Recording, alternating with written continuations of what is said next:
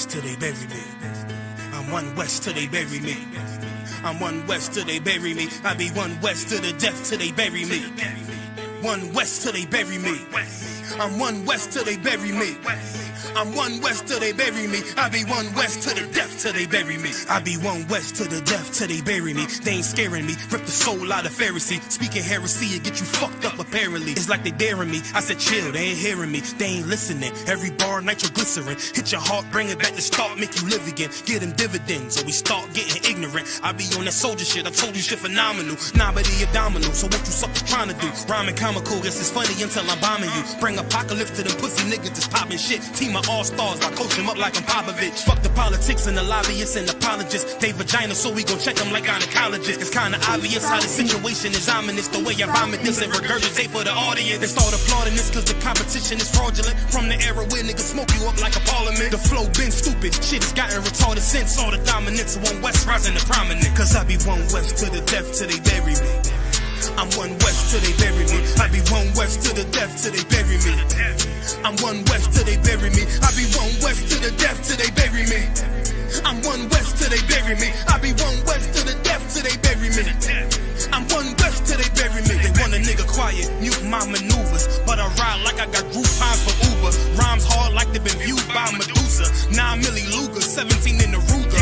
Only need a few to sit up in your medulla. Obligata for the regatta, niggas wildin', they win every dollar. They riding by in black Impalas, let the semi holler. The showstopper, been the proper since the teeny bopper. But now I'm throwing them off Patron, the premium of vodka. I put extensions on the Glock, modify the chopper. The swore heavy, war ready, and that's worth the mama. No marijuana, say I got the loudest silence on it. When I'm up on it, ain't no rapper do it like I do it. A lot of spitties and writers, but when they heat's on, none of them can get through the fire. Around with me, and I had a nigga spin like a tire. But down the deep, and I'm still dope as a piper. Every bar burn hard like a spoon with a lighter. Fuel to igniter, I'm winning, coming through with the title because UPK. I be one west to the death till they bury me. I'm one west till they bury me. I be one west to the death till they bury me. I'm one west till they bury me. I be one west to the death till they bury me. I'm one west till they bury me. I be one west to the death till they bury me. I'm one west till they bury me.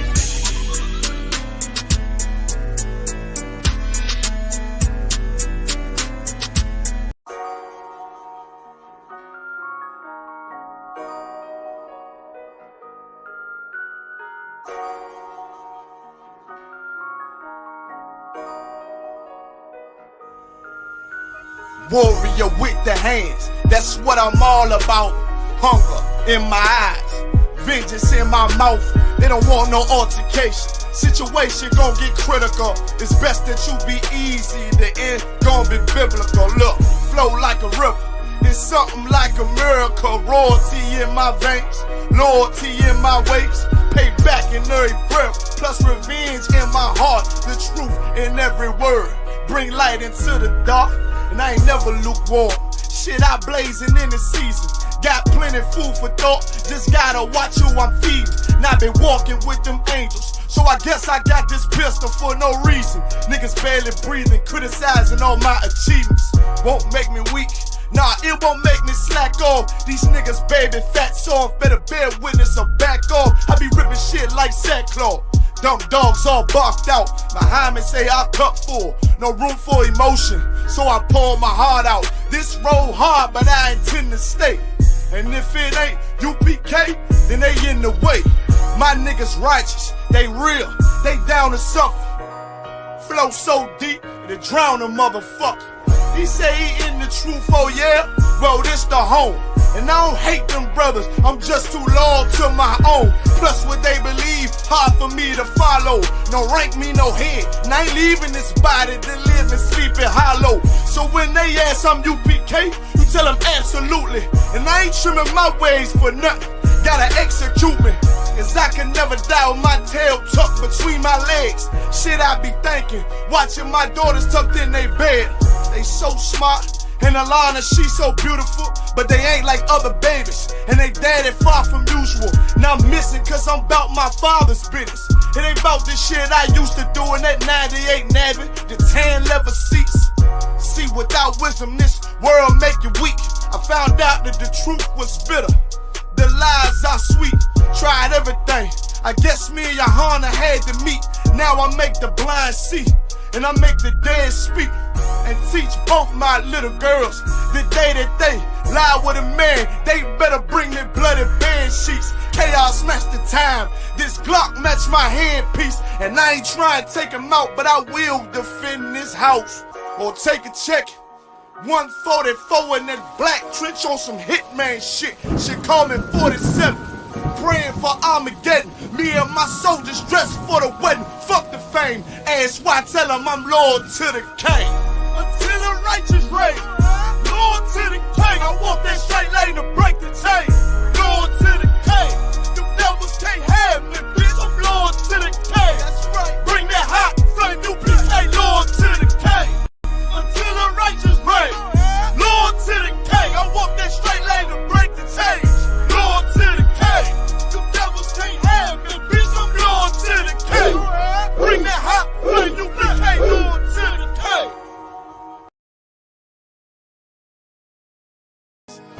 Any man give his life for Yahweh Shai, Mashiach, and Christ, and fall up under that UPK banner.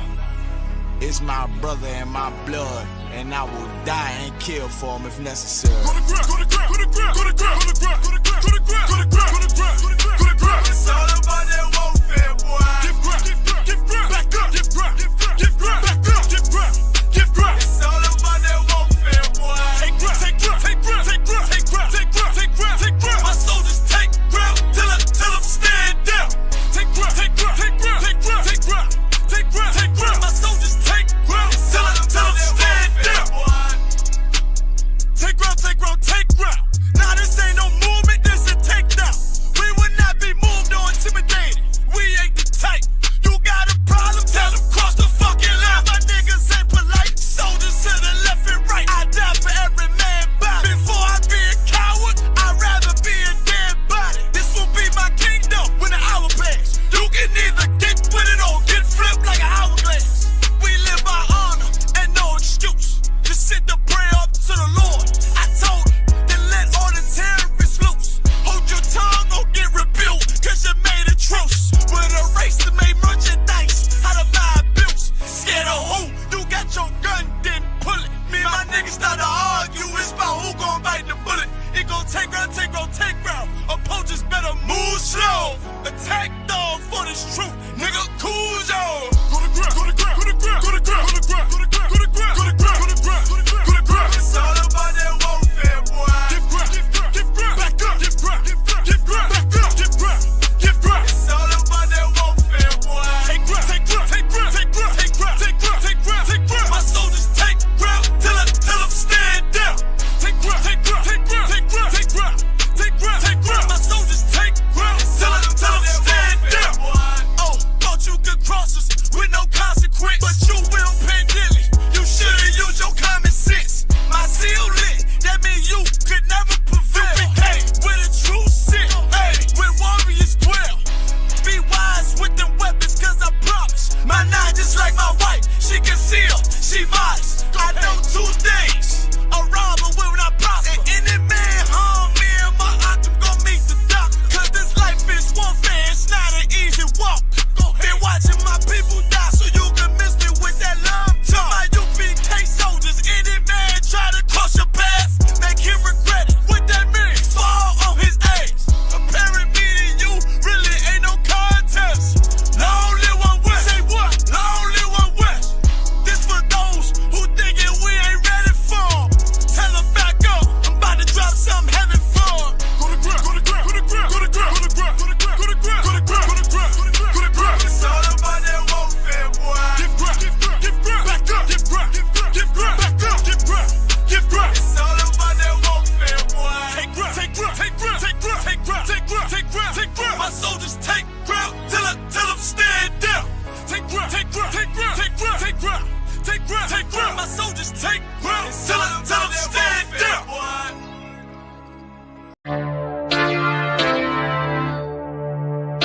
For homicide detectives, the clock starts ticking. The moment they are called, their chance of solving a murder is cut in half if they don't get a lead within the first 48 hours.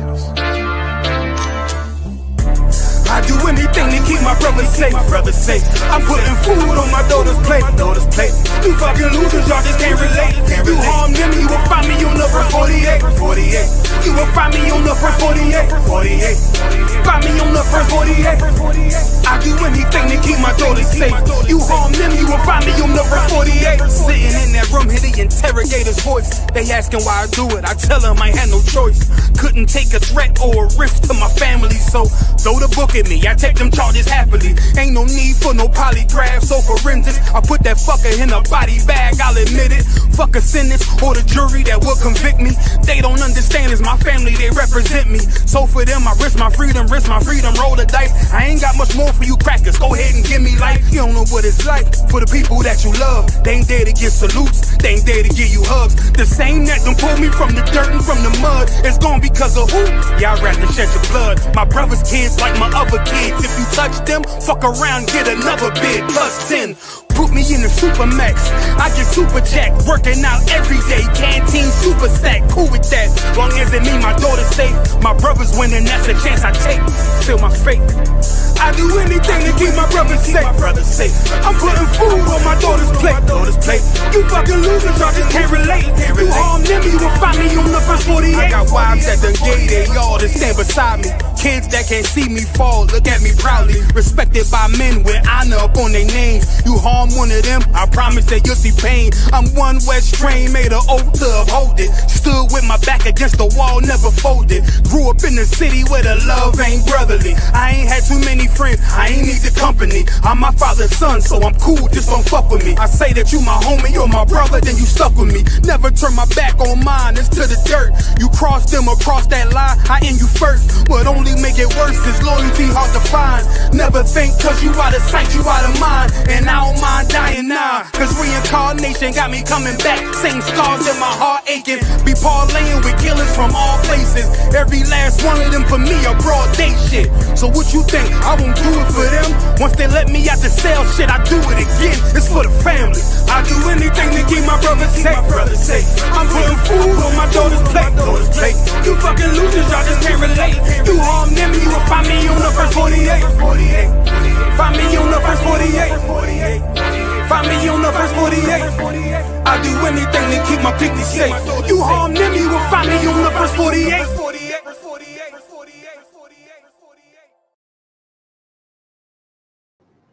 Hey, Shalom Israel. This is the Wednesday night history class. Also remember, check out Commanding Johnny Hannah's radio show. We have classes here Monday. Bear with me. We have classes here Monday through. Hey, for what? Haban. So we have classes here Monday through Friday.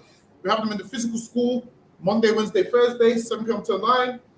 Check out the Johnny's radio show, which is Monday and Wednesday. Also, ask you questions. We'll get you questions in the class. But as you know, this is the history class. A Adolphus/Shalom, Ira Shalom. So now we're gonna jump right in. We're gonna go into Ireland and the Magdalene laundries. So Ireland had a thing called laundries that the Catholics set up, but we're gonna get into it. Bear with me. So lucky if you could get that for me, Havan. Cardinal One Concert. The notorious 18th century penal laws denied Catholics in Ireland not only religious freedom, but also the right to a formal education. So as you know, Ireland, the English was horrible to the Irish at one stage. It was horrible to them. They denied them everything. Imagine one of the sultans from, where is he from? One of the sultans sent £10,000 to Ireland, and the Queen of England, Queen Victoria, said, yo, to the sultan, yo, lower how much you're sending to the Irish because you're sending more than me. Sultan had to lower how much he sent, man. I'm sure she sent 2,000, the Sultan had to send 1,000. That's lucky, go ahead. Also, the rights to a formal education. That's lucky, go ahead. The rights to a formal education and entry into the legal profession and government. Their rights to own and inherit land were also severely curtailed. The result was that the Irish Catholic elite became. Shalom, Lord in Christ. That's lucky, go ahead, Haban. The result was that the Irish Catholic elite largely became merchants and were educated on the continent, and an increasingly wealthy Catholic mercantile class became more evident by the end of the 18th century. With the outbreak of the French Revolution, a national seminary was established in Maynooth as Catholicism Oh, republicanism. wait, I'm gonna see if I can skip this. Let me skip this one. Slucky, go ahead. Kanwan Khan, because the foundations of many of the Anglican churches were formerly Roman Catholic in the pre-Reformation era, before the brutal subjugation of the country by Cromwell's army in the 1640s, as the Bishop of Kildare and Leyen expressed it in 1820s. So what we're reading right now is a backdrop of Ireland after Cromwell and how they destroyed Ireland and how Ireland tried to pick itself up. Go ahead. Khan, they Catholics are still bound to rebuild and ornament their own former parish church and spire, that they may stand in the midst of them as a record of the right of conquest or triumph of law over equity and the public good. Another contemporary Catholic commentator concurred, it is not right that those who live upon potatoes and sour milk should be called on to build elegant churches for those who fare sumptuously and drink wine every day. The irony appears to be lost on commentator that the were poor also. The Irish poor were called on also, and indeed responded to the consistent fundraising efforts led by the Catholic hierarchy and So now, clergy. so now, so now the backdrop of this is the Irish was broke, so now they was doing fundraisers to get money. So that's the things they was doing. They was doing all these type of fundraisers to get some type of money. But we're gonna skip that for time's sake. Also, I'm trying to think. Hold on. Bear with me. All right, so this is letting you know that certain Catholics entered the ranks in a certain religious order. Hold on.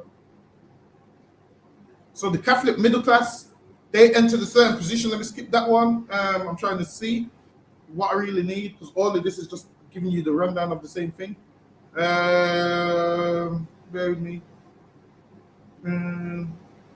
This is letting you know about religious orders again. Hold on, bear with me. Yeah, let me get this one.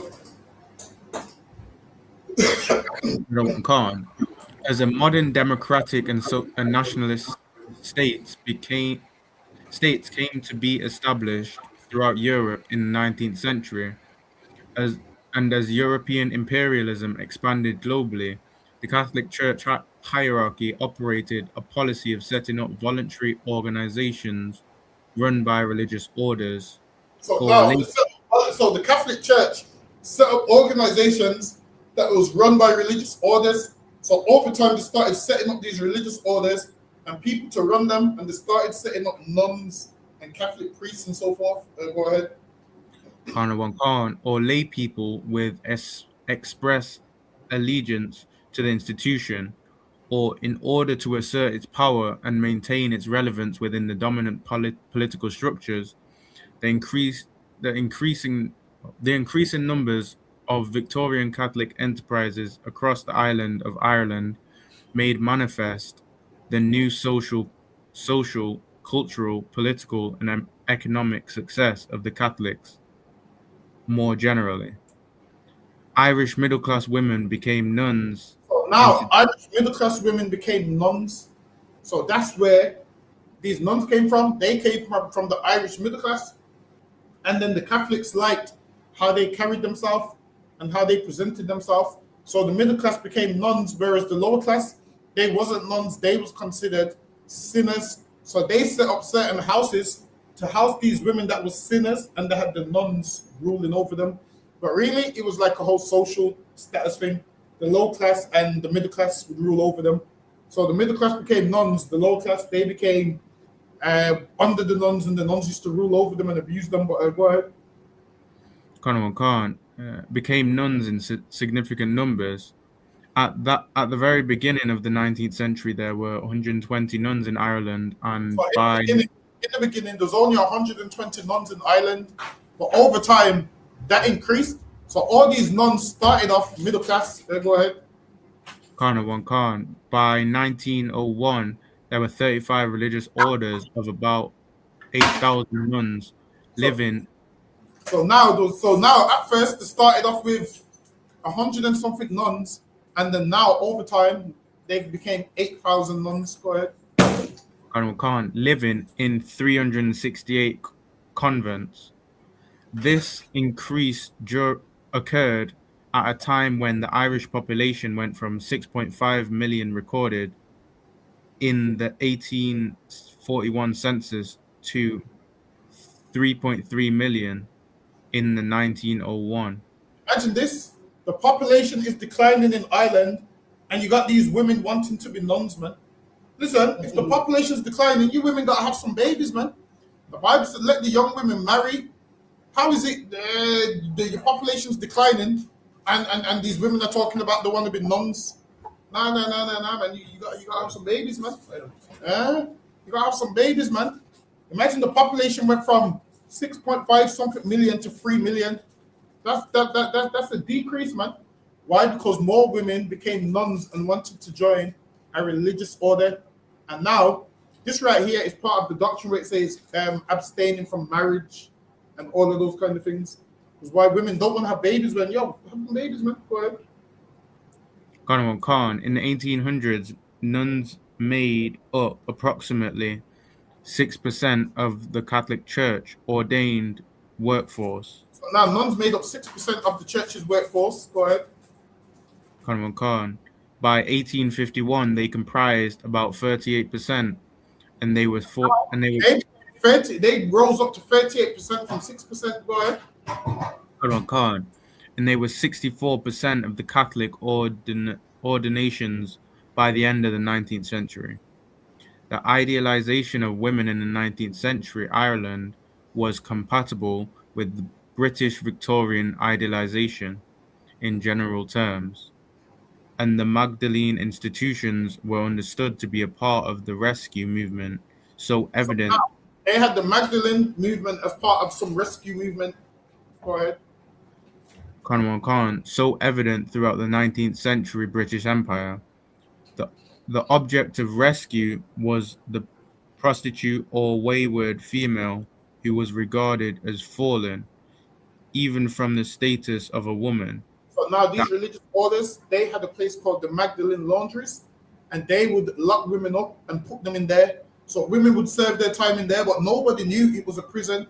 Nobody knew the horrible conditions in there. They just thought, yeah, it's a way where women learn to be women in there. And the nuns was abusive to them in there. The nuns was abusive to these women. Why? Because the nuns was middle class and these women was lower class. And this was authorized by the Catholic Church. Hey, go ahead.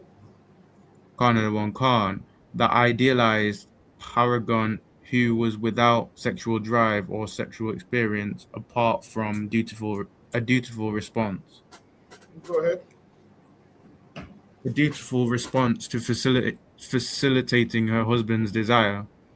The religious sisters were universally admired for embodying sexual chastity and purity. So they used to admire these nuns for embodying sexual chastity, meaning they ain't having sex and they're modest and whatnot. And then they would look down on the women that weren't like the nuns and look at them like they were scum. So what would they do? Lock the ones up that weren't like this as prisoners. Go ahead.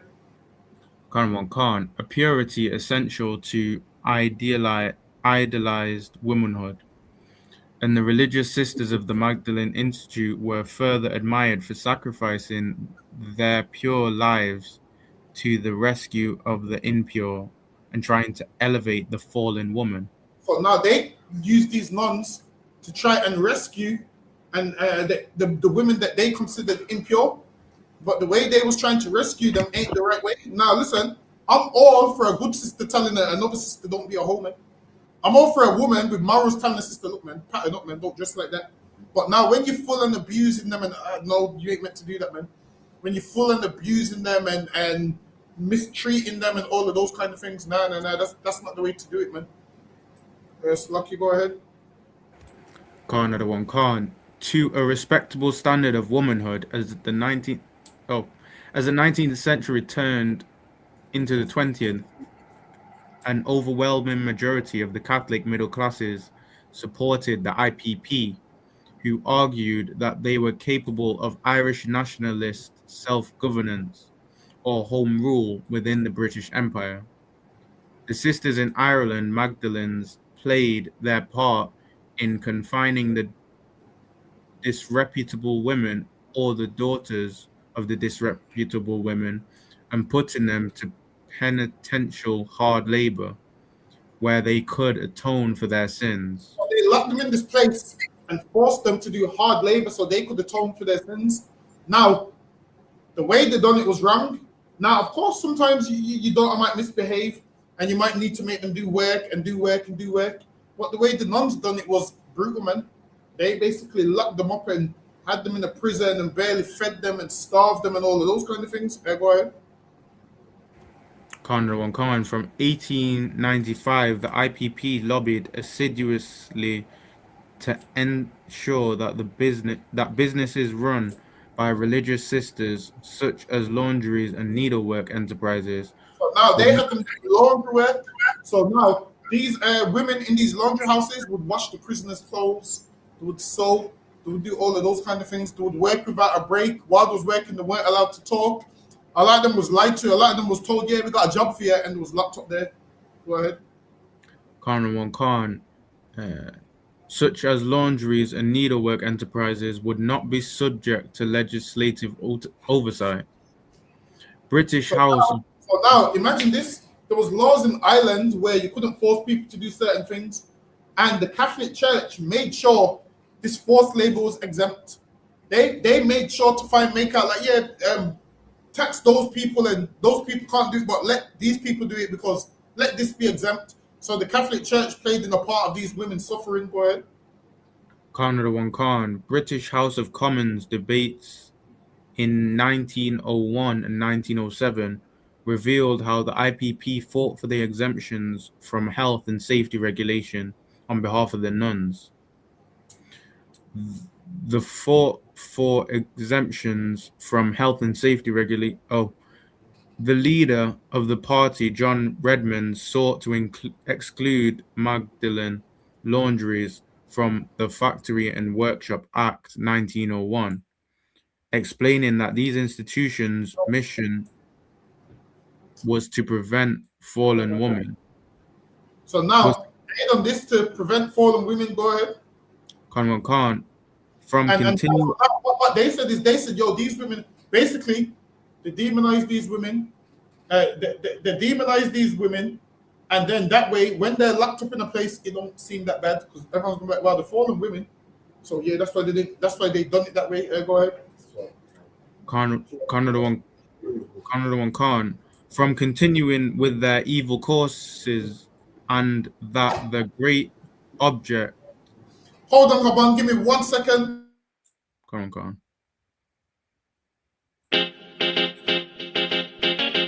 Baby, no listen to no fake news, them can't. Could do all it out and them never fake news. Notice I just be a bad bitch, I get forward from with you. But the one you have feel good girl them easy. She never did a features, I rate it. Never did a features, half naked. Me never did a piggy or ratings halfway, that's why me give her ratings. She never did a features, half naked. Never did a features, I rated. Me never did a piggy or ratings halfway, that's why me give her ratings.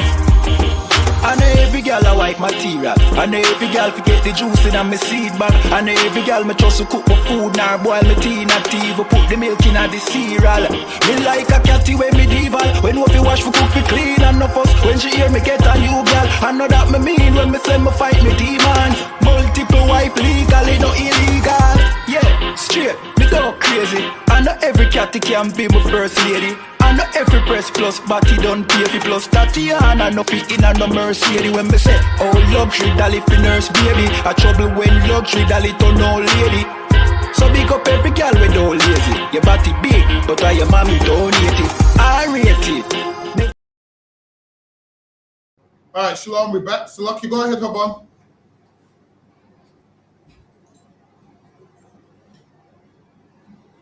volume's low. Oh, that's lucky about you on mute. Khan. To prevent fallen women from So now, continuing. a fallen woman is what they consider a woman that's not acting right, a woman that's a sinner. So they thought to fix them is to lock them up in prison. Go ahead. Kind of like the olden days where how people used to think you get away with demons was beating the people up. So they used to think that's how you get away with demons. They thought, yo, if we beat them, we're gonna beat the demon out of them, and that's not how you get rid of demons. Go ahead. Like if you wanted an example of how to get away with get demons out of people, they should have just read the Bible. Yeah, you're reading the scriptures where Christ beat a demon up. Sometimes you got people up. They have to put their hands on you. Sometimes you have to. Yeah. Sometimes the demons they put their hands on you. You have to. You get me? About sometimes you have to let them know we cast out demons with. Sometimes you gotta let them. So sometimes you got. But if they're not touching you, don't touch them. But also, you also have to know that there's a demon in them, so you don't want to go overboard. Now I seen a video of a brother that's got a ton of demons and he attacks people. And he tells the people, just kill me now, and he hits them. But he's not hitting them hard, and everyone he's came across just restrains him. And I was like, well, damn, these people are so kind. Because they're just restraining him. But that's what the demon wants. The demon wants to get the person hurt. Sometimes you have to know that, you know what, I'm going to avoid this person. So, Lucky, go ahead. Khan from continuing with their evil courses, and that the great object of the religious orders was to keep these girls in those institutions. And now they had religious orders. Yo, we're going to take these girls off the streets and we're going to lock them up. Go ahead. Khan, the good shepherd sisters were unanimously of the opinion that the introduction into their institutions of an outside authority in the shape of government inspectors would completely destroy the discipline of their institutions. So now they wanted to keep it a secret, and the Catholics always want to keep things secret. Like in here, we do things in the open, man. Like you see with a lot of those religious groups, someone has to infiltrate them to find out what's going on. Listen, in here, cool, try and infiltrate us all you want. Listen, I understand this. Listen, you get a brother to try and infiltrate us, he's going to be cleaning the school, man. He's going to go back to the report. He's going to go back on the report and say, they had me stacking chairs, they had me cleaning the school, they had me doing this, they had me doing that. Listen, you think we won't know you're infiltrating the school? Guess what? You're going to comment and you're going to realize, damn, you're going to start telling us shit. Them not sent me, but I'm going to stay now. You're going to start saying shit. They sent me to infiltrate. And this is why you have to be righteous in everything that you do, man. Because the information that they want, really, they're not going to get. But from the Catholics, the information that they want, they're going to get. They're going to find that people are being tortured in there, man. They're going to find that in there, people are being tortured in there and all kinds of nonsense. That's Lucky, go ahead. Khan. The Good Shepherd sisters were unanimously of the opinion that the introduction into their institutions of an outside authority in the shape of government inspectors would completely destroy the discipline of their institutions. Redmond maintained.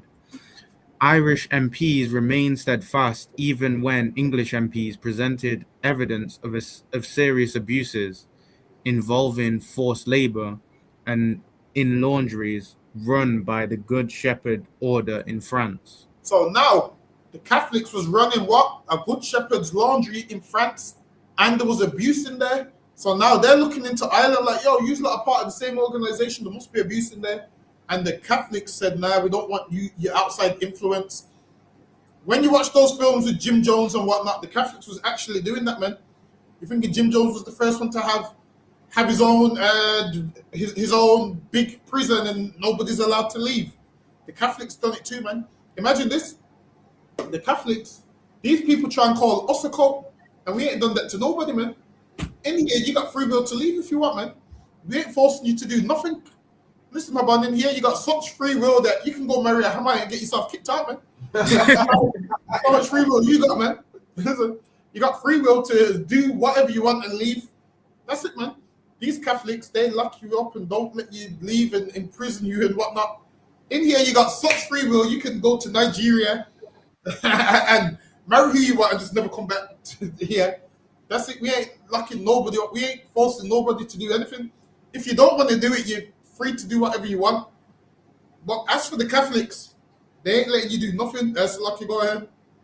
Khan Khan, the IPP's position, so tenaciously defended in Westminster's, was to become official Irish Free State policy. And Ireland's now, war. the Irish wanted to become what? A free state policy.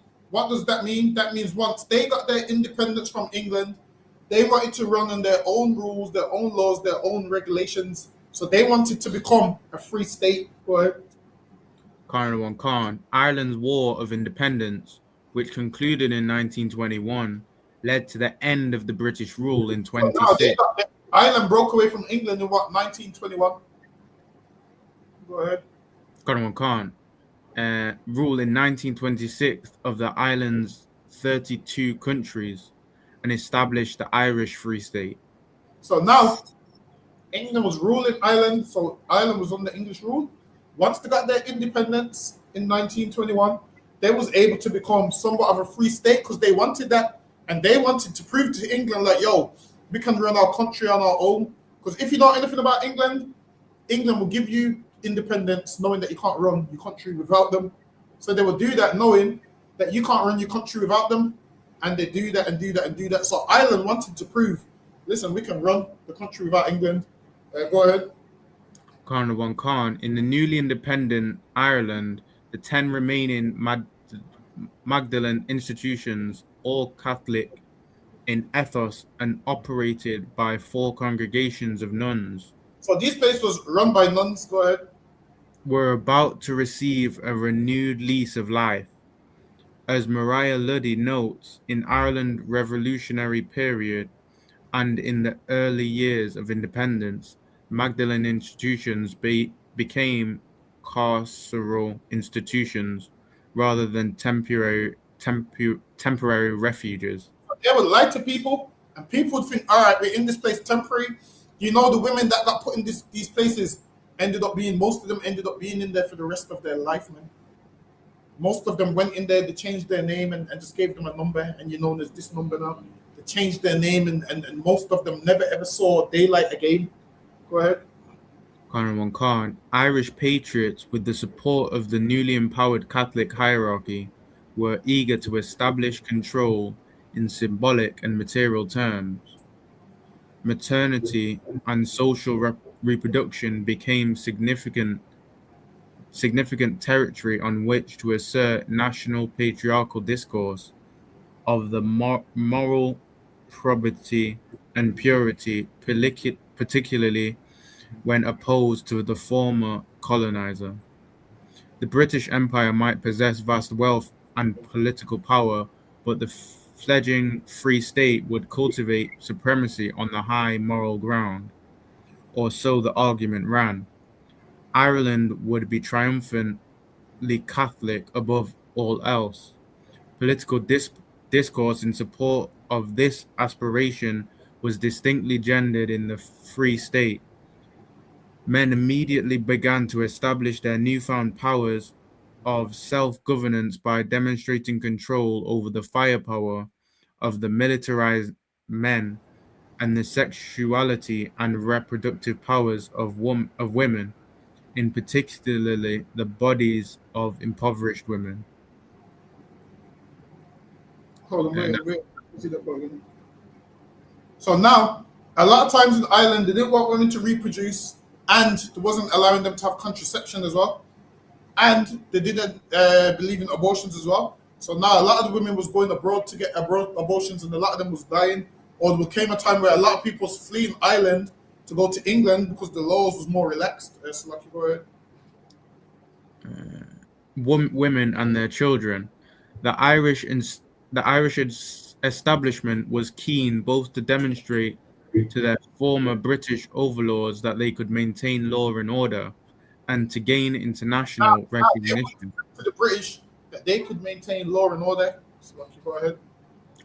Khan, and to gain international recognition of the high moral order of the country. This morality became most evident in the state-sanctioned Catholic religiosity of the nation. Irish society's ubiquitous religion expression was not something imposed on the everyday culture of the people by dominant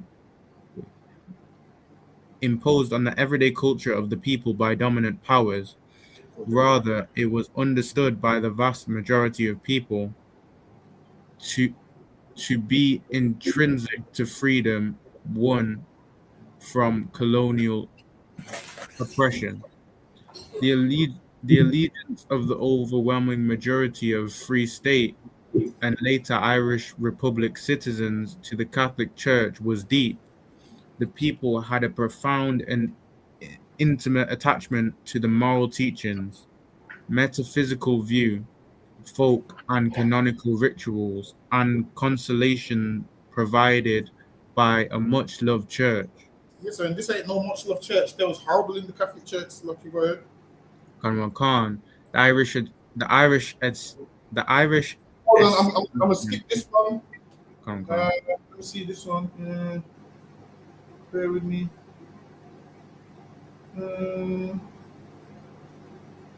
Bear with me. Let me see if I need this one as well. Skip that one. Yeah, let me hear this one.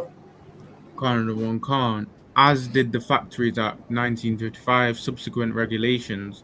State records show that only piecemeal inspections of the Magdalene laundries took place from 1957.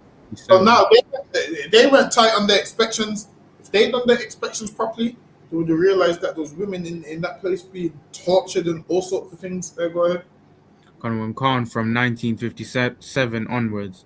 The records also show that the factory inspectors merely ensured that the machines and processes of production met health and safety regulations. They was making sure the place met health and safety regulations, but it definitely didn't.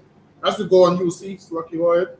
Khan, and none spoke to the incarcerated workforce while they're doing their checks, nobody spoke to the incarcerated women.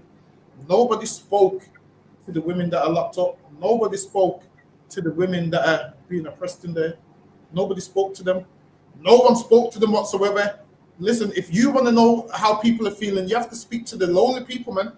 You got to speak to the people that are low. That's what you have to do. You have to speak to the people that are so low. And if they tell you to be treated good, then you know the organization's good. You can't speak to their heads of the Catholic Church because they're abusing the people under them, and you speaking to them, they're going to tell you everything's fine. That's lucky. Go ahead. Khan, or inquired into their living conditions, or lack of wages. Nobody inquired into their living conditions. Go ahead. Khan, or lack of wages and social security payments.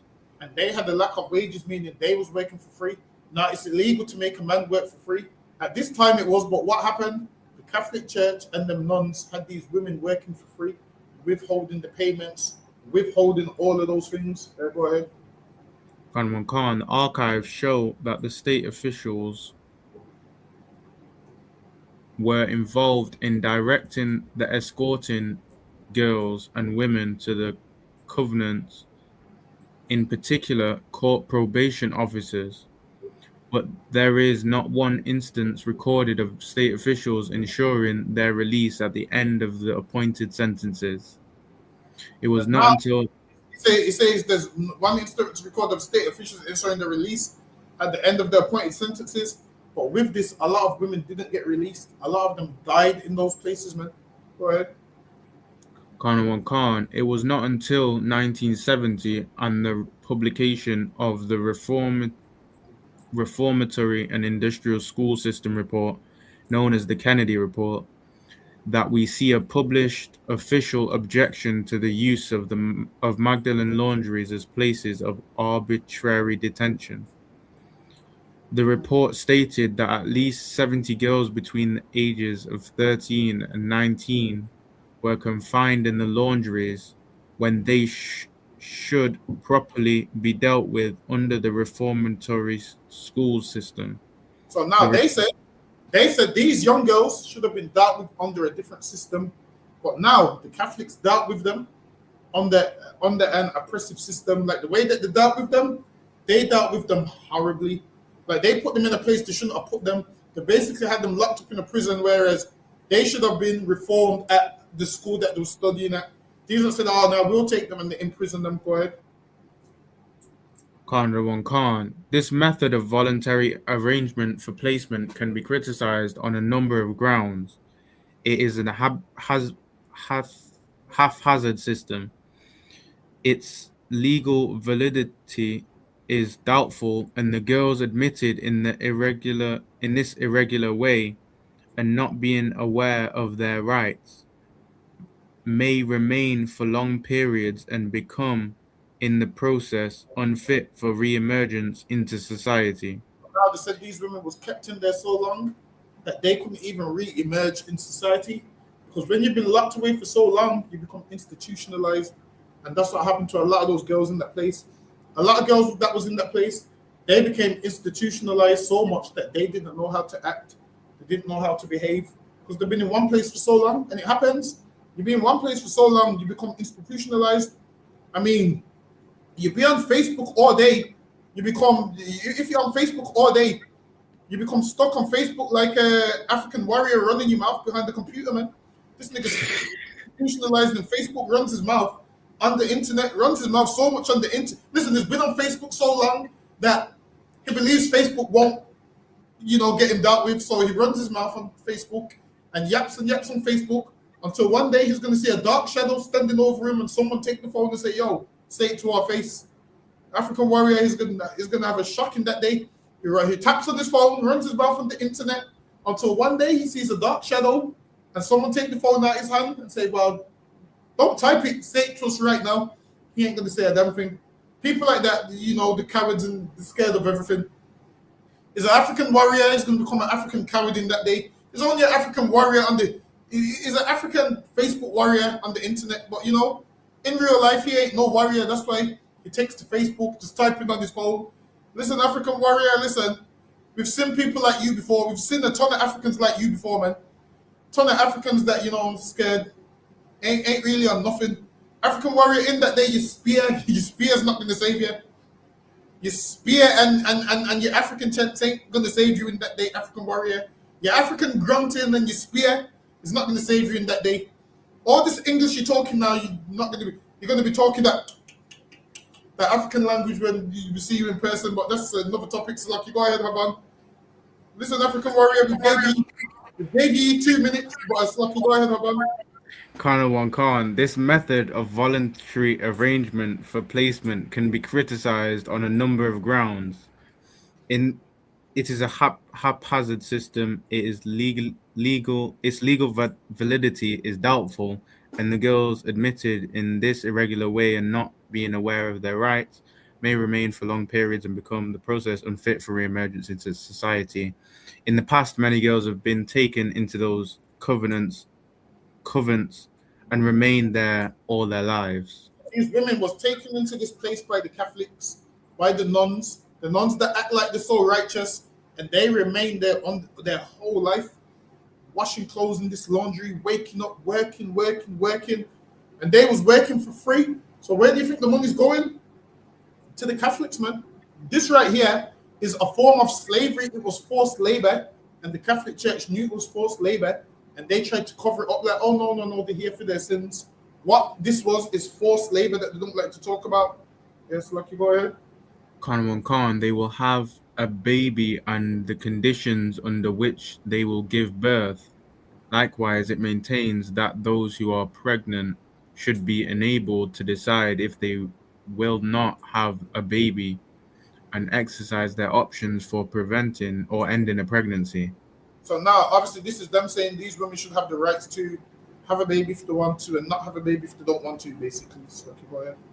Khan. Finally, it holds that those who give birth should be allowed to parent a child with the necessary social supports in safe environments and healthy communities, and without fear of violence from individuals or the government. For most of the past 100 years, the Irish government denied access to contraception. So now the Irish denied that people wasn't allowed to have condoms and whatnot. The Irish allowed people to have No, the Catholics denied people and the Irish denied people of using contraception. So I don't get it. They moan about pregnancies, but then wouldn't allow the people to have contraception. You can't have it both ways. You either give them contraception or they're gonna have babies. It's just how life works. So Rocky, go ahead. Khan, while Irish marriage rates were the lowest in 20th century Europe, family sizes were far the biggest, with poorer women having less access to information and support on how to limit family sizes. So now this is poorer women didn't know how to limit family size, whereas obviously like the rich know how to do it, the middle class. But the poor, they didn't know. The poor didn't know how to do none of this. Go ahead. Khan, abortion was legally prohibited until 2018, forcing Irish girls and women to go abroad in secrecy and at great expense. Women would get pregnant and then would travel abroad and have a botched abortion. So if you watch any of these old programs, there used to be people that used to like just put things in their vagina and try to kill the baby that way. And then a lot of them would end up dying because of a botched abortion. So a ton of people, because they thought they couldn't afford kids, would have a botched abortion. And then obviously they would also end up dying. Not just the child would die, they would also end up dying in the process. Go ahead. Khan, in secrecy, at great expense and personal anguish, to seek terminations. Limitations in the current law still force some to do so.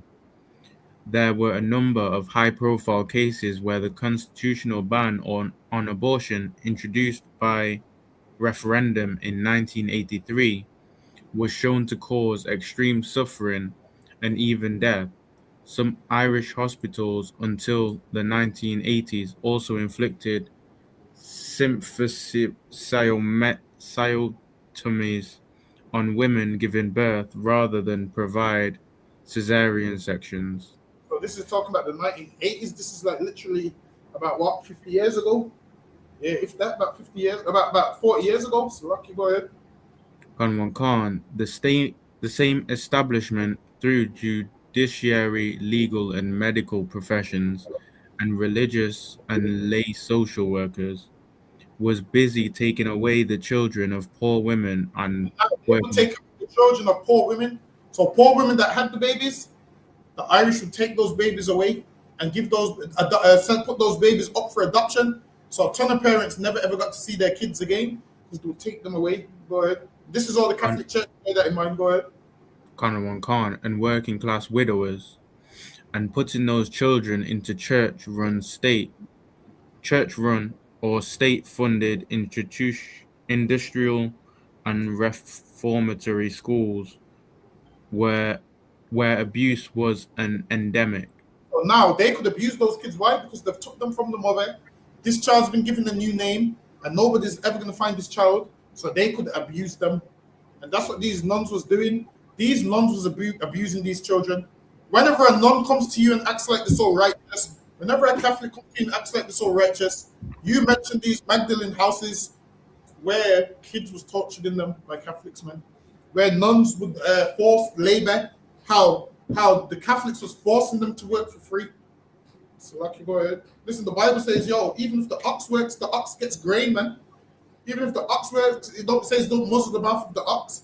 Right here, the Catholics didn't even take care of the Irish, and the Catholics didn't even take care of their own people. Yes, Lucky, go ahead.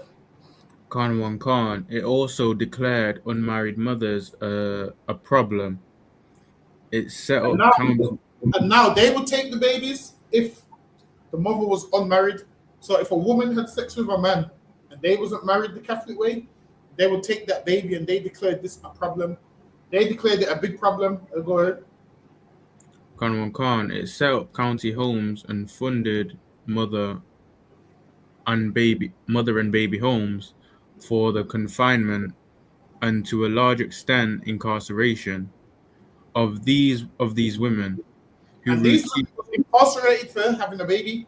So of course a lot of these women are going to seek secret abortions because they know if they was to have the baby, the Irish are going to take the baby off them. The baby's going to go somewhere where they don't know, and they're going to be locked up in these laundry houses. So they would rather not do that. Go ahead. Khan, who routinely found themselves giving birth without pain relief, and then separated from their baby without consent. And a lot of them were separated from their babies without consent. So it came a stage where a lot of these Irish women started fleeing Ireland, saying, you know what, we're going to go to England or surrounding countries because they are less strict with certain things. Go ahead.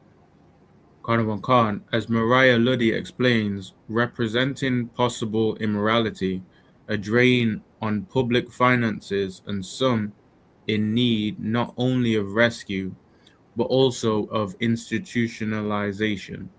The unmarried mother had become, by the foundation of the Irish Free State in 1922, a symbol of unacceptable sexual activity and a problem that had the potential to blight the reputation not only of the family but of the nation. So now they was ashamed at how these women were. So they thought, you know what, lock them up and abusing them is the way to stop it. Go ahead. Kanwan Khan, the so-called illegitimate children born in these maternity homes died in disproportionately large numbers. Now they said a lot of these babies died. You know why they was dying? Because they're killing them, obviously, man. And they're not giving them medical care. And they're like, yo, you're the baby of a sinner. So that's how they're looking at it, like, yo, you're the baby of a sinner, and they weren't taking care of them babies, man. The Irish need to answer about these things, man. When the Irish make out like, yeah, life's so hard, and the Catholic Church makes out like, yeah, we're the Catholic Church that's been oppressed. You Catholics been oppressing your own people, man. You nuns been oppressing your own people. Go ahead. Khan, infant mortality rates in institutional settings suggest an grievous lack of care for the nation's most vulnerable citizens. Those infants who survived were separated from their mothers and brought out, placed in an industrial school. And they separate from their mothers, so some of them spent their whole life in these places, man. Some of them, their whole life was spent in these prisons. Go ahead. Industrial school, or after the commencement of adoption legislation in January 1953, formally adopted under a closed, secret, and scarcely monitored system. Others were banished without legislative authorization, Others were but bad. Go ahead. with the participation of the Department of Foreign Affairs to adoptions abroad, with little or no oversight to ensure their safety. Access to sterilization was forbidden, and fertility treatment was and still is curtailed. It was not until 1973 that the government introduced a social welfare allowance for single mothers. So now, before that, a lot of women wanted to have abortions because they thought, yo, they ain't giving us no money. We can't afford none of these things. And if we have the baby, how are we going to cope? So that's why a lot of them was trying to have secret abortions, because there was no such thing back then as, universal credit and all the stuff you have access to now. So Lucky, go ahead. Khan, the powerlessness of unmarried girls and women to maintain custody of their child is illustrated by the fact that in 1967, a full 97% of children born outside of marriage were adopted. See, and all those children born outside of marriage was adopted. And where do you think they ended up? They ended up in them households, man. Go ahead. Khan, when we consider these factors together with others, for example, divorce was not introduced until 1995. Services to address domestic and sexual abuse are minimal. Now, also, women that was sexually assaulted and complained and reported it, they ended up thrown in the prisons too. That's what the Irish was doing, man. Imagine a woman has been assaulted. Instead of them hearing out the woman, they threw her in this Catholic place. You would have thought the Catholics would have been against that, man. But no, they was all for it. A woman complained. They was like, nah. Threw her in the places. Go ahead. Khan, and sex education is still not taught in a systematic way. In schools, then we begin to apprehend the contours of reproductive oppression in the post-independence Ireland up to the present day. Its effects are manifest in the individuals directly impacted, in their families, and in multi-generational reverberations of trauma and loss.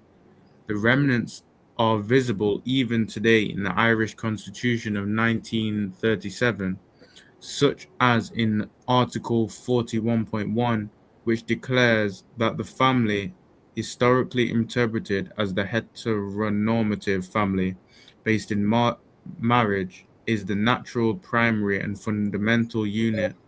Let me skip that one. Hold on. Okay. Uh,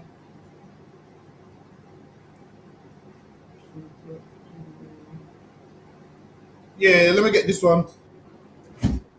Carol Card. In this context, Ireland's Magdalene institutions are best understood not as aberration, but as a logical function within the ideology of the Irish establishment, whereby law and policy have purposefully and systematically controlled and exploited women's sexuality, labor, and bodies.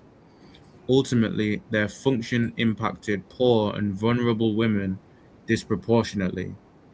The population deemed the most threatening to establishment sensibilities.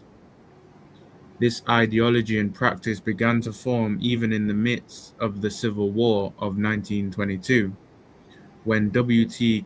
Cosgrave, first president of the Executive Council, found money and large premise to give Frank Duff, who established the Legion of Mary in 1921 and made the eradication of prostitution in. Eradicate prostitution, because if you know anything about Ireland, it was full of prostitutes, man. Because those women was trash, those women was poor, and those women was trash, and they prostituted their body, man. And Ireland wanted to get rid of prostitutes, which is, I can dig it. Why would you want prostitutes in your city? Go ahead. Khan. In Dublin, a particular focus of his mission, Duff was a prominent civil servant who, like most of his peers, was initially trained in the British colonial administration in Dublin. Prior to Irish independence, all Irish cities and most large towns included a visible population of garrisoned British soldiers, and these urban Now, letting you know that there was a place where British men was, and it had garrisoned British soldiers. And if you know anything about where British men are, they have sex with all the women around there and start to give them STDs. I'm starting to think STDs came from Britain, because everywhere they go, they leave STDs there. They went India, STDs everywhere. They went Ireland, STDs everywhere. Every country that they invade, the men turn the women to prostitutes and give them venereal diseases.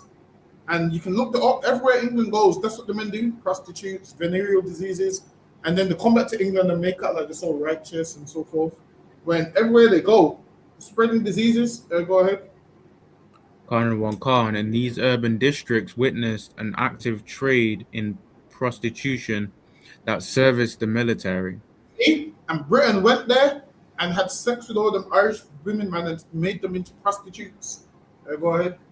Khan, Irish nationalist discourse depicted the British military as carriers of syphilis.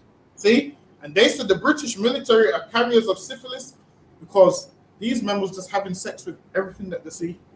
Listen, man, a British man would have sex with one of these damn potholes we got out here in the UK, man.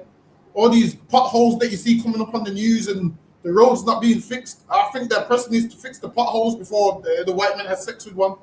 He's going to have sex with that. I'm telling you, he's going to have sex with a pothole sooner or later. I'm telling you, if the traffic light stayed on red long enough, and there was no fear of him getting run over, the white man will have sex with a pothole, man. I'm trying to tell you, believe it or not. To us, when we drive, listen, Aban, you see, when we're driving, We driving, swerving the car, trying to avoid these potholes, man. We avoid all these potholes and whatnot. And when we're looking at these potholes, because it's damaging our car, trying to avoid them, the white man's looking at these potholes like he wants to have sex with them. This white man's gonna have sex with the potholes, I'm telling you. All these potholes in Britain, listen, Birmingham City Council, fix those potholes because white men are going to have sex with the pothole.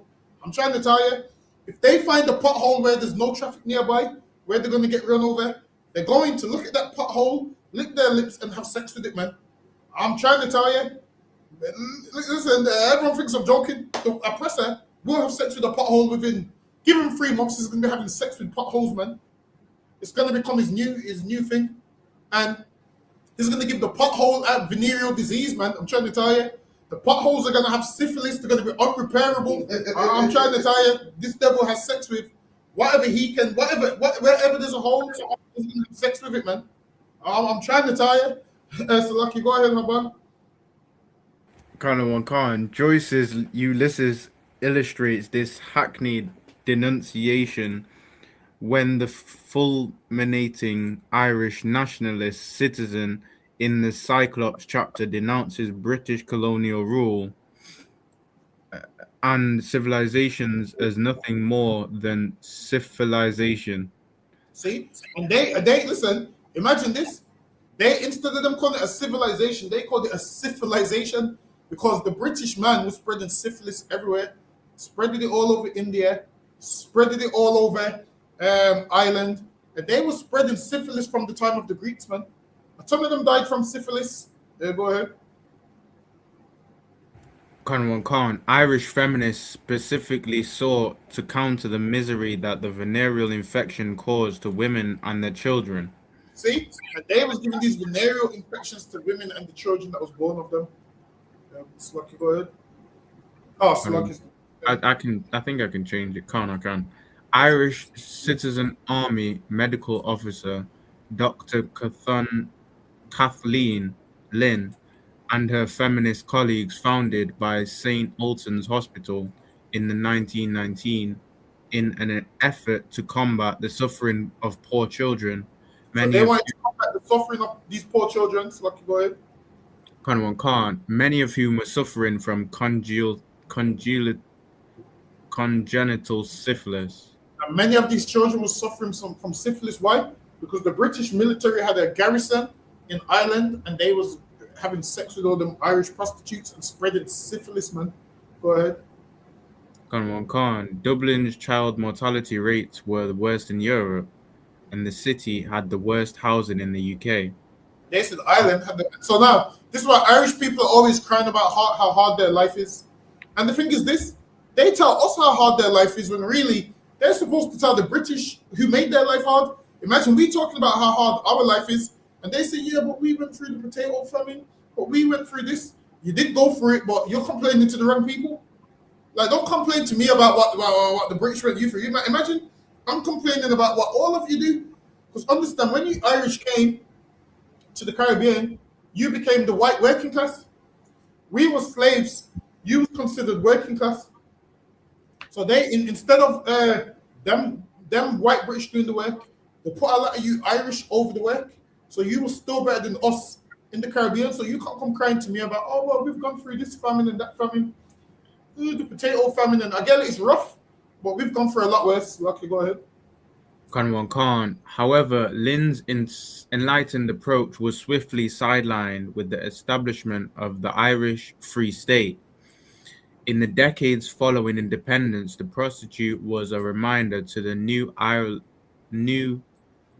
Ireland of the evils popularly associated with British military rule. Now they linked prostitution with the British rule because the disease that it left in Ireland, or that disease that was left in Ireland. So they linked prostitution with British rule. And what you're starting to see is everywhere British people go, there's problems, man. Everywhere British people go, there's prostitution, there's diseases. And it shows you that they seem to be the common denominator on the earth where everywhere they go, there's problems. Everywhere they go, there seems to be problems. Go ahead. Dublin's prostitutes could be seen visibly operating in areas of the city such as the Phoenix Park, the docks around St. Stephen Green, most famously in the Monto district, Europe's largest red light district. Now, what you'll find is everywhere there a person goes, there seems to be prostitutes everywhere. So now there's a red light district in Ireland, red light district in India. Everywhere they go, they set up these red light districts. Now, listen, there's a whole page on Instagram now where there's a woman that just walks past windows in walks past red light district windows in different countries. And now sex sells now because people are paying for sex. Whereas, imagine this, you're paying for sex. How low do you have to be as a man that you can't get sex for free, man? That you have to pay for it. You come in here, we'll teach you how to have sex for free, man. Where you don't have to pay your money, where you don't have to sleep with some whore that's going to give you a venereal disease, all of those kind of things. Come in here and do that, man. Learn how to get women the proper way. It's like, go ahead. Karawan Khan, an area less than 1 square mile just to the east of the city's main thoroughfare of Sackville Street, known as O.C. Connell Street. Let's skip that one. Go ahead. Karawan. Hold on, let me see if I need this one.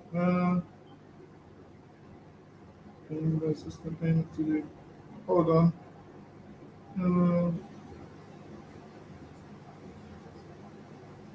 All right, so this is talking about when they shut down the red light districts that a priest went and blessed every house. Hold on, let me see if I need this one. Yes, Lucky, go. Hold on. Bear with me. Yeah, go ahead. Let me get this one. Karawan Khan, yet by 1951, about 1 in every 100 Irish citizens were coercively confined in an institution operated collaboratively by the church or state established. Now, they said people was coerced into these places by the church, and the Catholics did this, man. Don't let the Catholics make out like they're not like evil cult, man, because they coerced women into jail. Go ahead. Karawan Khan, including psychiatric hospitals, industrial and reformatory schools, resident schools for disabled children. They would put these places that had no issues. They would put women in certain places that didn't even have issues, and over time, you've been in there that long, you believe you got that issue, man. Go ahead. Karawan Khan, mother and baby homes, county homes, and Magdalene institutions. Scholars refer to this coercive confinement as Ireland architecture of containment, and we can see that its policing had a gender, class, ethnic, and disability focus that upheld the patriarchal, married, middle class, white, settled, and able-bodied norms. The architecture of containment concentrated on the surveillance and monitoring of all girls and women and were considered necessary. They started surveillance women. Just randomly started surveillance and everything and everybody. Go ahead. Karawan Khan, the incarceration of poorer women and their children, but it is also contained travelers, so-called illegitimate children designated as mixed race, and children and adults with disabilities. Listen, man, if you was mixed race back then, you was pretty much done, man. I'm trying to tell you, if you was mixed race, you was pretty much done. So, like, you go ahead.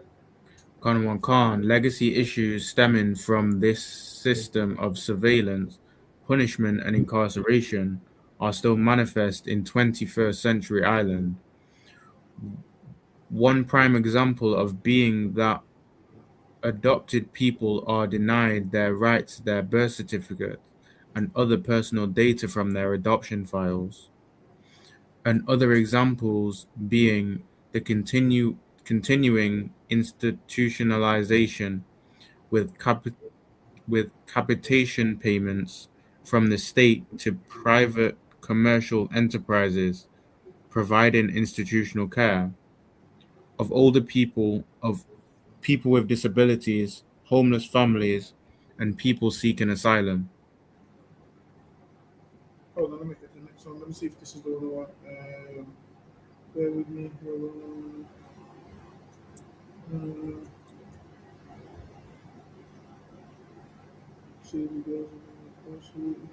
on. All right, let me get this one. Khan. Let me see if I need this one.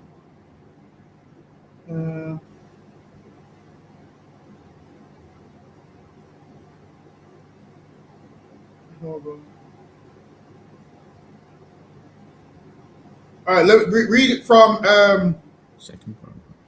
yeah, from the second paragraph, like probably after 1922. Khan. After 1922, the 10 Magdalene institutions cannot be understood as rehabilitative. They were not residencies. They were not residences that were preliminary offering temporary asylum, and by rationale of benign penance, and were So, deliberate. okay, Mr. White says asylum and opportunities for women to train for a career in service. They were operated less by rationale. So now women were taught, yo, this is a training center. The Catholics told, yeah, this is a training center. Lo and behold, they was entering a prison where they could never come out of. Go ahead. Khan, by rationale of benign penance, and were deliberately punitive, and as the century progressed, they became increasingly carceral. There was a general assumption in Irish culture that the girls and women confined in these institutions had to atone for their sins, generally the sins of the flesh. So now they've made them feel bad, like, yo, you have to do this to atone for your sins. Go ahead. Khan, that they were adjudged to have committed or be at risk of committing. Imagine, so now some of them was in there and they ain't even committed no sins yet. Go ahead. Khan, survivors who gave their testimony to JFM and who participated in the MOHP say the girls and the women incarcerated in laundries were generally. So now a lot of them was generally young that was incarcerated in these places. Go ahead. Khan, generally young and motherless. So now if you was motherless, they would throw you in prison. Imagine that. The Bible says, take care of the fatherless, man. The Bible says, take care of the fatherless, take care of the children with no parents. The Catholics clearly don't follow the Bible, because what would they do? Throw you into a place to force labor. They'll be like, all right, you got no mother, we're going to force labor on you. You don't say forced labor, you don't say that in the Bible, man. It says, take care of the fatherless, man. Imagine a daughter with no father. You're meant to step in like your father. Why? Because why? A father is a protector. Now, if a woman's got no father, she's going to go off the rails, man. So that's what the Bible says. Be like a father to the fatherless. Because a woman without no father is going to go off the rails, man. She's going to go off the rails. So, Lucky, go ahead. Listen, a woman without no father is going to go off the rails and is going to go to Nigeria to have sex with an African man. That's what happens when... It's lucky I'm sending shots today. Listen,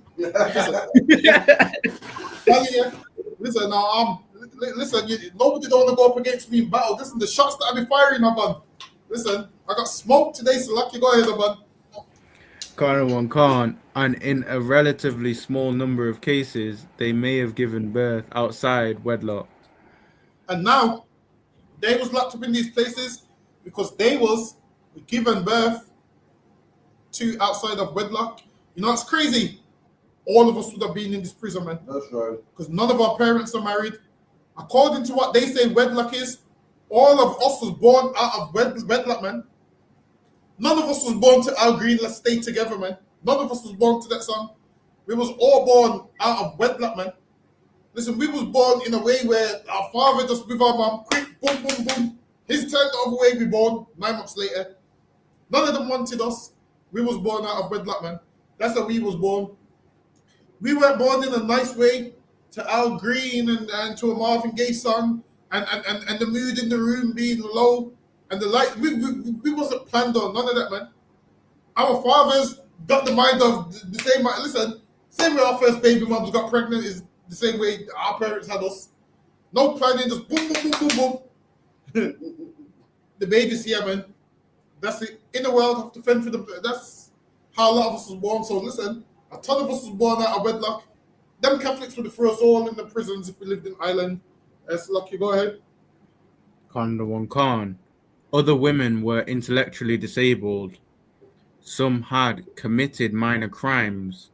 Many And were now raped. they're thrown in them prisons, and some of them had committed minor crimes. And listen, like I said, we all born out of wedlock, man. Our parents couldn't even stand each other. So lucky, go ahead. Khan. Many were raised as children in industrial schools and transferred on capitation grants. Grant payments ended. Wait. And now many were raised in industrial schools and they were transferred on license to the laundries as soon as they became 16. Once they became 16, they was forced into labor by the Catholic Church. Go ahead.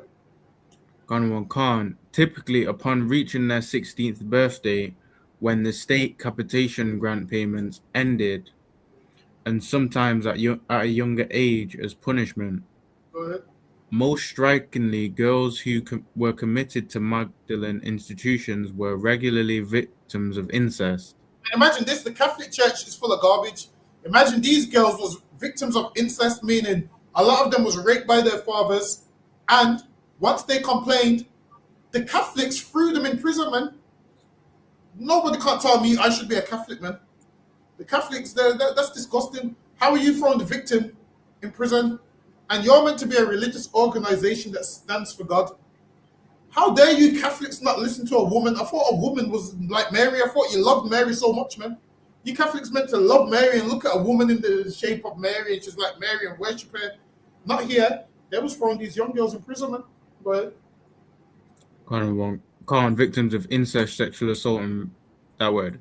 In the words of one saver who found herself incarcerated in a Magdalene after she complained to the guarde that her father was sexually assaulting her, she was told by the nuns. So now imagine this young girl was getting sexually assaulted by her father, and she complained to the Catholics, and this is what she was told by the nuns. These religious nuns, this is what she was told by the nuns. Go ahead. Khan, it was my fault. I was in there because I made behavioral suggestions to. Imagine that. How do you tell a victim of rape it's their fault and they made behavioral suggestions? The nuns that are meant to protect these young girls, like they claim, they blame this girl for her father sexually assaulting her, saying, oh, well, it was your fault. You made behavioral suggestions. So, like, you go ahead. Khan, towards my father. They tried to say she made sexual suggestions towards her own father, and these Catholic nuns took her and threw her in this Catholic prison, this hellhole, which they called the laundry houses. Go ahead. Khan, I don't know how many times I went up to the police after Mum died and told them what was going on, and they still ignored it. Listen, man, the police ignored it. I feel like all of England and UK need new policemen that's going to actually do their job. Imagine this girl came out and spoke about how she was sexually assaulted by her father, and somehow it was her fault. Somehow they decided to blame her. Go ahead. Khan. And ignored it, and he got away with it. See? And her father got away with raping her, and they threw her in prison. Go ahead. Khan. Yeah, I'm the one who's punished for telling the truth. But now, this should let you know, in the Catholic religion, a ton of things goes on in that religion, and nobody can report it. You know why? Because if you report it, you risk going to jail. So a ton of women will get sexually assaulted and not say nothing because obviously they don't want to go to jail. So they will let a lot of things slide, and they're bringing out reports of what was going on, and the Catholics are refusing to release certain files and documents that they knew was going on for years. Right? Khan, and yet nobody heard me. Nobody listened. I was just a child. Why weren't we heard? See, and she's saying, I was just a child. Why weren't we heard? Imagine this. Listen, we don't have nothing to do with devils, and even we would give better justice than that, man. They would get justice from that. If your father's doing that, he's going to be punished, man. Imagine this. They're in Ireland amongst the Catholics, and these girls are getting punished for complaining about their fathers and sexually assaulting them. as a father, you're meant to look after your child, man. Why would you even look at your own child like that? Which lets you know this world needs new leaders and new That's rulers, right. man. This world needs new leaders and new rulers. Where these things, you'll be punished severely for it, man. That's lucky. Go ahead. And now this is still her giving evidence of what happened to her. Go ahead. Kanwan Khan, men questioned, why was it always the woman's fault? You know, why was I the only one punished? Why wasn't my father punished? So now, once you do things like this, guess what? You teach the men that you can sexually assault women and nothing's going to happen. So before you know it, running your city like this, your city's going to turn into a ton of rapists. You're meant to have something that deters rapists, man. Now, you punishing the women for reporting it, guess what? That shows men you can sexually assault any woman and she will get blamed and she will get thrown in jail and you'll get to walk free. So, Lucky, go ahead. Kanwan Khan, survivors of Ireland's Magdalene institutions are making their testimonies available in an increasing number of publicly available documents and databases, and many and diverse voice and uniformly attest to a brutal regime. These testimonies, which are further corroborated by other witnesses, compensate for the fact that the religious orders will not release Magdalene records for the 20th century, even in redacted form. They won't release these records, man. They won't release these records that was going on in these Magdalene houses. Go ahead. Kanwan Khan. The nuns held Magdalene girls and women under lock and key. I swear, blind people try and make out to me like nuns are good people, man. These nuns are full of garbage, man. These nuns held these women under lock and key and abused them. Go ahead. Kanwan Khan. Once inside the covenants, the girls and women were imprisoned behind locked doors, barred or unreachable windows. Place. The women were imprisoned behind locked doors. It was barred and unreachable windows and high walls so they couldn't escape. That's what the nuns was doing. When you watch these Catholic movies and you say you want to be a nun, you don't, because the nuns was a nasty set of people, man. The nuns was child abusers, man, that used to abuse young girls. Don't let these nuns fool you and act like, yeah, the Mother Mary. These nuns was abusing these young girls in this place, in this prison. Go ahead. Kanwan Khan. Oftentimes with barbed wire spikes or broken glass cemented at the apex. They had all these things so these women couldn't escape. They had all these things so these women couldn't escape from these prisons. The nuns would beat women up, man. They would beat those women and abuse those women. That's what the nuns were doing. Go ahead. Kanwan Khan. The gates to the street were locked. Internal doors were also locked, including the doors to the dormitories at nighttime. As one survivor, Macy K, describes it, you couldn't look out a window. Imagine they had them so bad that they can even look out the window. You nuns got a lot to answer for, man. You nuns, just because these nuns, they imprisoning people, man. They falsely imprison people. Don't let these nuns make out to you those good people. Go ahead. Kanwan Khan. They were high, but the windows where I was in the room with a calendar in the ironing room, there was 6-inch thick glass. You could This see. right here is jail, man. Go ahead. Kanwan Khan. You could see shadows, but you could not see out. You didn't know anything about what went on outside. Exactly. So you're thinking Jim Jones is the only one that locks people in islands and whatnot. The nuns was doing it too. The nuns had thick glass so you couldn't see what outside looked like. You didn't know nothing how outside looked. Why? Because the nuns made sure all the gates was locked. You didn't know nothing about the outside world. You just lived there your whole life without a care in the world. Well, obviously, without knowing what's on the other side of this prison. You just lived there your whole life, not knowing what is on the other side of this prison. You're just in there. So, Lucky, go ahead. Kanwan Khan. You weren't even allowed to stand and look out. See, If and you- you weren't. The nuns were so strict that you weren't even allowed to look out the window. Go ahead. Kanwan Khan. If you'd see a gate open or a door, it would be immediately closed. And It now was like they locked down the prison like, yo, one door, but they open the door and they close it straight away, so you can't even escape. Go ahead. Kanwan Khan. It was like you were wiped out of that area of the world. You couldn't see out the windows, and in the dormitories, they were too high to look outside as well. But they had the window so high that you couldn't look outside. They kept you away from the outside world, imprisoned you, man. These nuns, go ahead. Kanwan Khan. The women were given little information as to when or even whether they would be released. And they would ask if they going to be released because they was told, yo, yeah, when you get older, we're going to release you. And they was given little information. A lot of them wasn't released. A lot of them was buried there in shallow graves, man. One day you would be with your friend, and then apparently the next day you wouldn't see your friend no more. And no one told you what happened to them. You don't know if they got sent to another laundry house or you don't know if they was dead. That's how bad it was. Go ahead. Kanwan Khan. They experienced the institutions as prisons. The sisters cut the hair short of girls and women brought into their institutions. The nuns cut these girls' hairs, man. They had them in prison. Go ahead. As one survivor remembers, I saw scissors in her hand. These are the survivors telling the story because why? The Catholics ain't releasing the records. Go ahead. Kanwan Khan. I saw scissors in her hand. They forced me on my knees and she cut my hair. She left me with nothing, only bits sticking out here and there in my head. And that is abuse, man. That is abuse. Whenever you people lie about the UPK and say they abuse women, we ain't cut none of your hairs, man. That's right. We ain't cut none of your hairs. Never, ever, ever. In here, you get fed and taken care of, man. You get fed and taken care of, and you're safe, and you get protection. In them places, they're in prison. They can't look out the window. They're getting their hair cut. Listen, the Catholic Church is one of the worstest places in the world. Go ahead. I need to sit down with a Catholic and ask them about these things, man. I need to ask them about these things. Go ahead. Kanwan Khan. And it was then I think that my whole attitude toward nuns changed.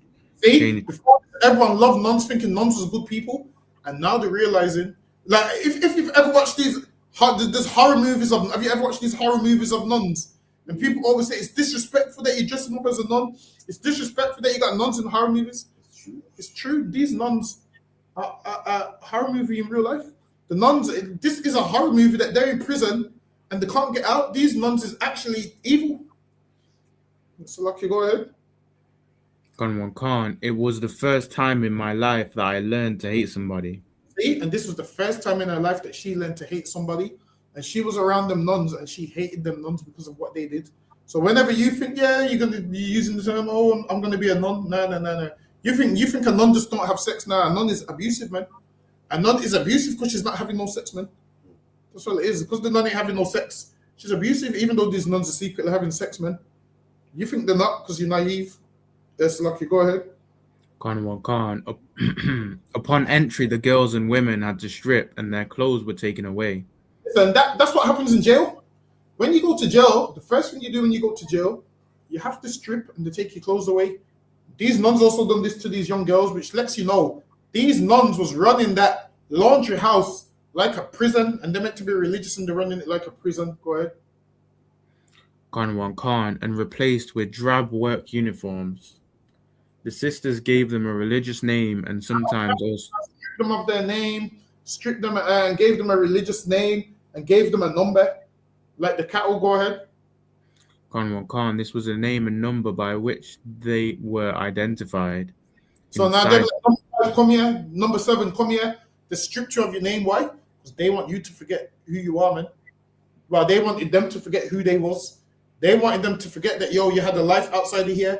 They wanted to take them and make them just work in these laundry houses and be abused forever. Go ahead. Kanwan Khan. Identified in the institution as the nuns sought to erase their former identity and insist on treating the Magdalene as penitents, regardless of the reason they found themselves in the institution. Survivor Kate O'Sullivan says of her experience at Sunday's well, if they opened the window, it wouldn't be too bad. They wouldn't open the window. No, you're here for your sins. That, they wouldn't even for them. The nuns like, nah, we ain't opening the window. You're here for your sins. They wouldn't even open the window. They said, we're here for your sins. So, Lucky, go ahead. Kanwan Khan, a survivor who was incarcerated in a High Park, describes it thus. You weren't in there for sympathy. You were in there to be punished. These nonsense. You ain't in here for sympathy. You're in here to be punished. A lot of these girls came in there from birth and done nothing wrong, and they was just punished. A lot of them was in there because their parents had them out of wedlock, so they just punished them. Imagine as a child you suffering for what they blaming your parents for. So lucky, go ahead. Khan. And that's basically what it was about. You did wrong, and you've heard of people. So now, with that, we up on the time, but yeah, so they had them locked in there. But you know what? We'll get into it next week. More testimonies and so forth. We'll get into it next week. Clap it up. We up on the time. Also, we got the feast day Monday and Tuesday. Feast of Purim Monday and Tuesday coming down. We're gonna have a ball. Sister's got some excellent food. I'm already hungry thinking about it. Listen, we're gonna have a whale of a time, man. Understand this, man. Ain't no nuns abusing no girls in here, That's man. right. Ain't no nuns abusing no girls in here. You're gonna come in here. You're gonna have an excellent time. You're gonna have an excellent time. There's no high walls to where you get locked in and you can't see out of it. There's no prison, no none of that. Listen, we ain't Catholics in here, man. In here, we love our brothers and our sisters, and you get treated excellent. Slakia, Haban, you can call it. Khan, man of Israel, I'm Madiam Shabbat, I'm Madiam, Barak, Yahweh Shem Yahushai, Yahweh Shem Yahushai Kafam. Yajimatal, Saw, which means to turn. Man of Israel, I'm Madiam Shabbat, I'm Madiam, Barak, Yahweh Shema, Yajimatal, dismiss.